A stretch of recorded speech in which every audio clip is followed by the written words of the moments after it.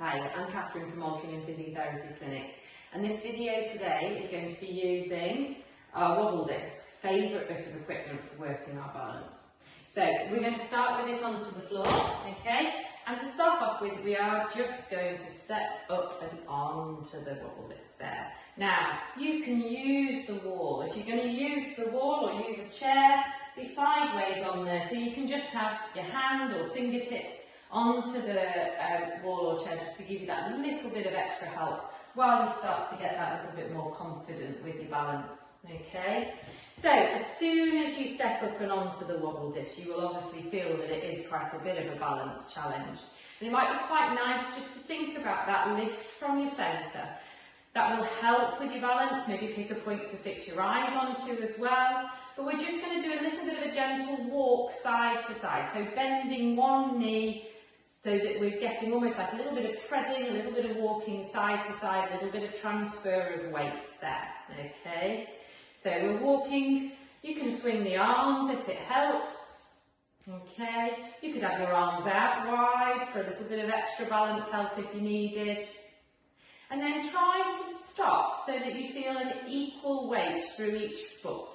And then this time we're going to transfer the weight forwards and backwards. So gently pressing down into the front of the disc towards your toes and then drop your heels back. Now I definitely find that more challenging.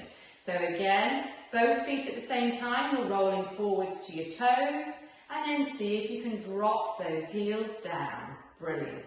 Feel that movement, feel how the muscles through the legs around the ankle but all the way through the body are having to work to give us that help with that little bit of readjustment.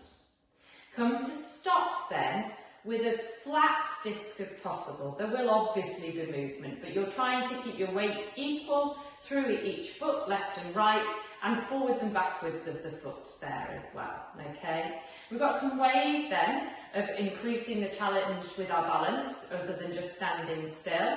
We can start swinging the arms. So we've got a little bit more movement, we've got momentum with the shoulders there, and you'll feel that that instantly then is giving us that little bit more of a challenge to try to keep the disc still and to try and keep our balance nice and steady there, okay?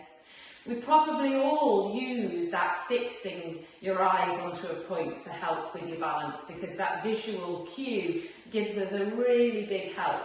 Now, again, you can make this a lot more challenging, not by shutting your eyes, I'm not going to make you do that just yet, but by turning the head. So you're turning your line of vision. You can't keep that focus on that one spot that you've maybe been burning a hole in the wall with. As you just allow the head to turn one way, back to the centre. So you're not necessarily going to a neck stretch at all, but you're changing that view, changing that line of vision there, giving us that extra little bit of a challenge. Last way then, with 2 feet onto the disc, that we can have that extra little bit of challenge, is that we can drop our centre of gravity.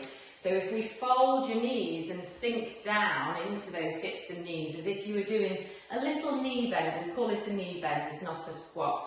This will give you that little, again, that extra little bit of challenge to try to keep that weight equal and to keep the disc nice and still. Sinking down and standing tall. Brilliant.